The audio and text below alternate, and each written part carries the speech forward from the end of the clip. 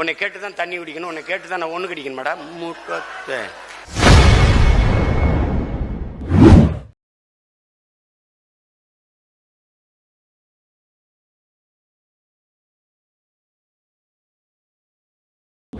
அத பேச ஒரு ஊடகம் இல்லை,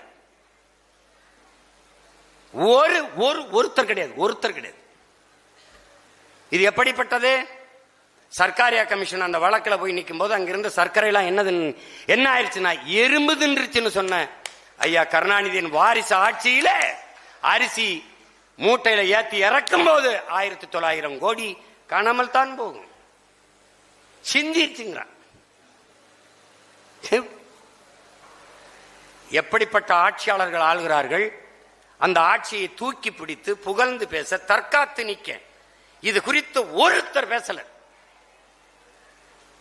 ரஜினிகாந்த சந்திச்சிட்டார், ரஜினிகாந்த் அவர்களை தான் சந்திச்சேன். நான் ரஜினிகாந்த் அவர்களை சந்திச்சதுனாலேயே நான் சங்கி ஆயிட்டேன்னா, எல்லா நிகழ்வுக்கும் அவரை பக்கத்திலே உட்கார வைத்து அழைத்து கொண்டு உட்கார வைத்திருக்கிற ஐயா கருணாநிதி, ஐயா ஸ்டாலின், அருமை துணை முதல்வர் ஐயா உதயநிதி ஸ்டாலினுக்கெல்லாம் பேர் என்ன? சங்கி இல்லாம சிங்கியா இல்ல எப்படி அதுக்கு பேர்?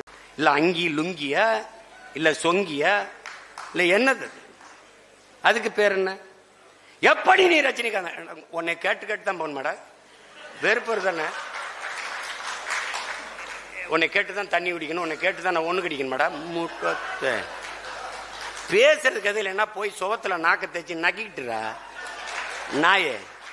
எப்படி நீ சந்திக்க வெறி வருதா இல்லையா? என்னை கேட்காம எப்படிங்க நீ என் பொண்டாட்டி கைப்பிடிச்சிருக்கலாம் மாதிரி பித்தறான்.